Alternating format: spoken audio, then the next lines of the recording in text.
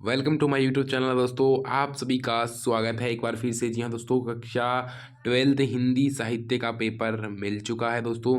सभी को पता है राजस्थान में सभी जिलों में एक से अभी आपका ये पेपर है वो आपके जिले में आएगा। आपको सभी को पता है अच्छे तरीके से 70 नंबर का पेपर रहेगा दोस्तों। 3 घंटे 15 मिनट का आप लोगों के पास समय रहेगा। कक्षा 12 इतिहास विषय हिंदी साहित्य का पेपर है ये पूरा का पूरा।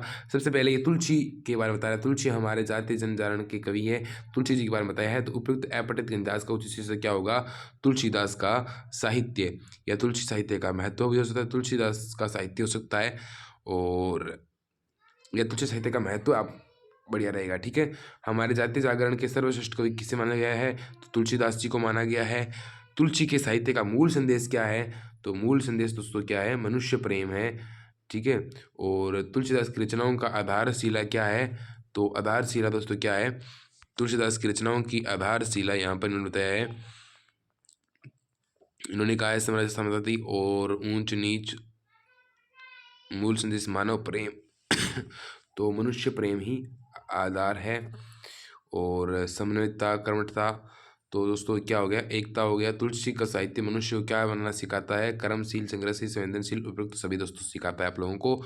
फिर आगे देखते हैं। पूर्व चलने के बटोही बाट की पहचान कर ले, है अनिश्चित किस जगह पर सरित गिरे गहर मिलेंगे, इस प्रकार से दे रखा है। उपयुक्त का उचित शीर्षक दीजिए।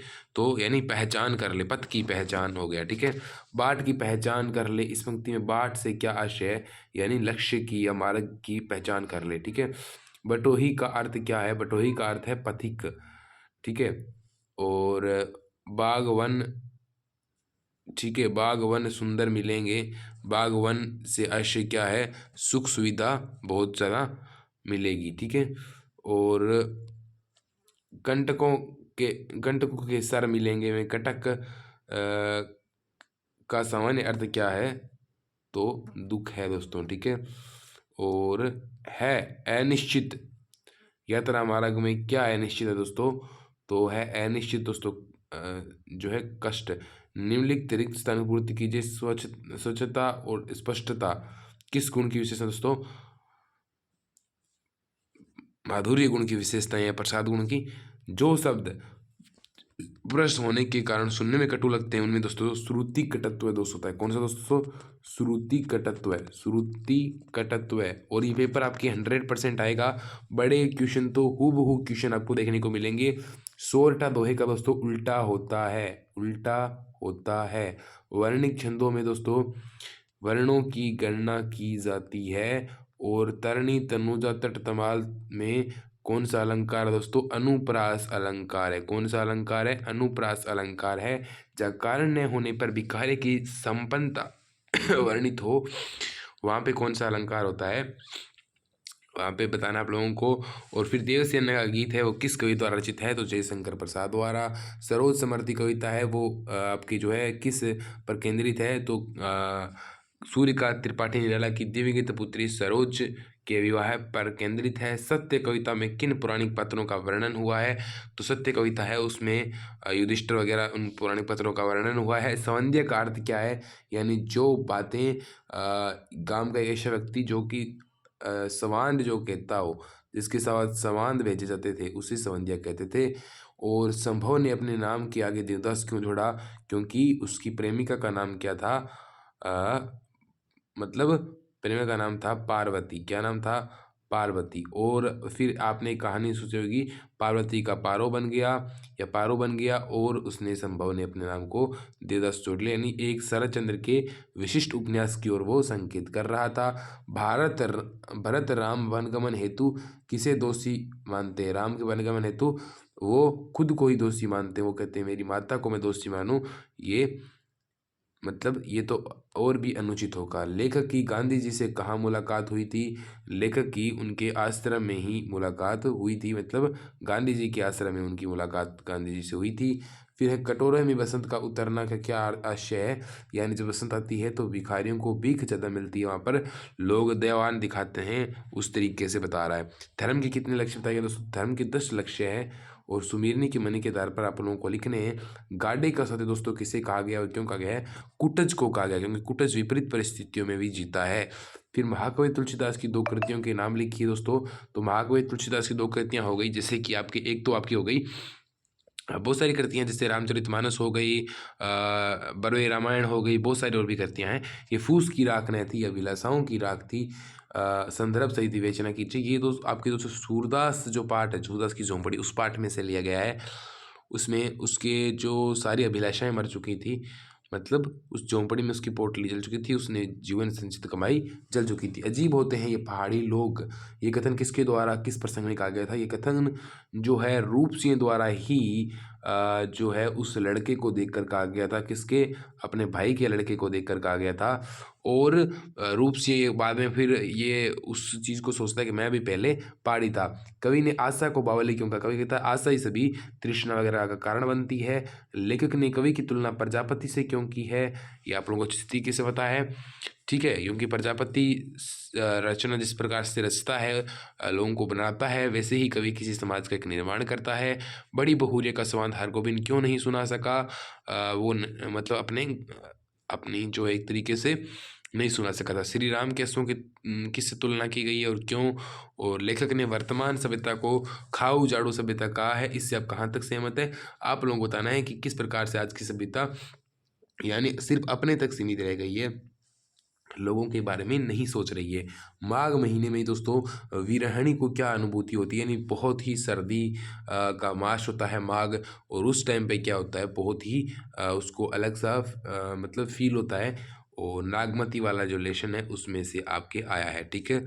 तो नागमती की क्या मतलब पति पास में न होकर उसकी क्या विरह दशा होती है, वो अकेली पड़ जाती है और वो सर्दी भरी रातें होती है।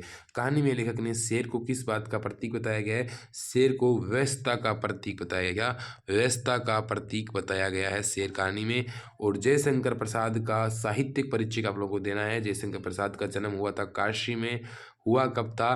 तो 1689 में शायद जन्म हुआ था, काशी में हुआ था। काशी को दोस्तों शिक्षा नगरी भी कहते हैं। जयशंकर प्रसाद के आंसू लहर, आंसू हो गया आपके, लहर हो गया, झरना हो गया, कामायनी हो गया, बहुत सारे ग्रंथ लिखे थे। ये जो है ये अमीर घरों के बारे में थोड़े लिखते थे, ये अमीर खानदान से थे। और ये धर्म दर्शन के बारे में थोड़ा ज़्यादा लिखते थे, दर्शन साहित्य के बारे में उन्होंने थोड़ा ज़्यादा लिखा था। निम्न पंद्यास की सह प्रसंग लिख लीजिए। अरुण यह मधुमेह देश हमारा, जहाँ पहुँच अनजान क्षितिज को मिलता एक सहारा। यानी ये जो हमारा भारत देश है वो एक बहुत ही प्यारा देश है, और जहाँ पहुँचकर एक अनजान व्यक्ति को भी एक सहारा मिलता है। सरस तामरस गर्भ विवाह पर, नाच रही तरु शिखा मनोहरा, छिड़का जीवन हरियाली पर, मंगल कुमकुम सारा। यानी सूर्य उगता है उस पर तारा है। फिर विधि न सकेहु सरी मोर दुलारा, निजु बिचु जननी मीस प्यारा, ये कहू मोहि आजू न शोभा अपनी समझू। ये इस तरीके से बता रहे हैं। तो ये जो आपके, ये तो पहला आपके देव से न वाला गीत वाला हो गया, जो आपकी चीज़ें आपके वैसे ही आ रही है, चंद्रगुप्त वाला जो लेसन है उसमें से, ठीक है। न आगे नाथ न पीछे पगा, बिना मजदूरी लिए ही जो गांव गांव स्वाद पहुंचाए। यानी ये आपके सवंदिया लेसन में से है। सवंदिया एक कहानी है, ग्रामीण अंचल की कहानी है, फणीश्वर नाथ रेणु की। और हे ईश्वर उसने कब सोचा था कि मनोकामना, ये आपका संभव वाला पाठ है, जिसका पाठ का नाम क्या है? पाठ का नाम है दूसरा देवदास। क्या पाठ का नाम क्या है? दूसरा देवदास। यानी सेकंड आप जो है देवदास जो कहानी उसकी बात कर रहा है। कविता में बिंब क्या होते हैं और छंद का क्या महत्व होता है? बिंब तो क्या होते हैं? जो चीज़ों को एक अच्छे तरीके से अपने दिमाग में अपने बिंब बने, जैसे कि है रुंड गिरे प्रचंड गिरे, इससे हम समझ रहे हैं कोई युद्ध का वर्णन हो रहा है, तो मेरे आंखों के सामने बिंब बन रहे हैं, चीज़ें सोच रहे, इमेजिन कर रहे हैं कि ये चीज़ें होती है। और छंद क्या होते हैं? छंद उसकी गति होती है एक तरीके से, गति। और जो चीज़ें नाटक की प्रमुख विशेषता क्या होती है? नाटक में पात्र थोड़े ज़्यादा होते हैं। नाटक एक रंगमंच, एक मंच पर प्रदर्शित किया जाता है। इस तरीके से नाटक शिक्षाप्रद होता है। समाचार लेखन और फीचर लेखन, जो फीचर शैली है, ठीक है, उसको संक्षेप में समझाइए। तो समाचार लेखन एक अलग होता है, फीचर लेखन अलग होता है। इसमें जो क्लाइमेक्स है वो शुरुआत में होता है, इसमें क्लाइमेक्स एंड में होता है। फीचर लेखन में सबसे इम्पोर्टेंट है, ये मनोरंजक शैली में होता है और साथ ही शिक्षाप्रद भी होता है। मनोरंजक शैली में लिखा गया समाचार पत्र फीचर कहलाता है, जबकि समाचार लेखन में पिरामिड शैली का प्रयोग किया जाता है। और फिर आप कहता है बालक एक अच्छे साक्षात्कारकर्ता को कैसे बन सकते हैं, यानी कैसे आप लोगों को ऐसे क्वेश्चन पूछने की कोशिश करेंगे जो कि अधिक से अधिक लोगों के मन की क्वेश्चंस हो और उनका जवाब, और साथ में इस तरीके से बन सकते हो। बालक बच गया समाज की किस मानसिकता को संकेत करता है। आज के वर्तमान समय में, जो आज का वर्तमान समय हो रहा है, उसमें किस तरीके से एक बालक पर पढ़ाई का दबाव बनाया जाता है, उस समय से पहले ही अपनी उम्र से बड़ा बना जाता है, उस पर अतिरिक्त बोझ जो पढ़ाई का होता है उसको लेकर। और वो किसके लिए, अब सभी पेरेंट्स अपनी सामाजिक प्रतिष्ठा बढ़ाने के चक्कर में सब करते हैं। तो हम 100 लाख बार बनाएंगे, इस कथन के संदर्भ में सूरदास के चरित्र का विवेचन कीजिए। तो क्या हुआ, जब उसकी झोंपड़ी जल गई थी, उसके बाद वो निराश था, राख टटोल रहा था। उसके बाद जो क्या हुआ, उसका जो बेटा था, जो पता नहीं उसका क्या नाम था, तो वो रो रहा था। तो उसकी लड़कों ने कहा, क्या तुम खेल में रोते हो? तो फिर वो सूरज संभला और फिर वो आया, तो उसने कहा कि वो फिर जला देंगे, तो उन्होंने कहा फिर बना लेंगे। उसने कहा फिर जला देंगे, तो कहा फिर बना लेंगे। उसने कहा अगर वो 100 लाख बार जला देंगे तो उन्होंने कहा हम 100 लाख बार ही बना लेंगे घर। ठीक है। तो पहला, अब ये चीज़ें सूरदास के चरित्र की विवेचन करती है। फिर आता है किसी एक विषय पर आपको निबंध लिखना है। योग एक स्वास्थ्य कुंजी, यदि मैं प्रधानाचार्य होता, आत्मनिर्भर भारत, कोरोना काल और शिक्षा। दोस्तों मोस्ट इंपोर्टेंट कोरोना वाला है, और आपकी 100% ये चीज़ें आएगी। दोस्तों मिलते हैं अगले वीडियो। दोस्तों बाय बाय, टेक केयर दोस्तों। पेपर 100% आपका आएगा दोस्तों। मिलते हैं अगले वीडियो में।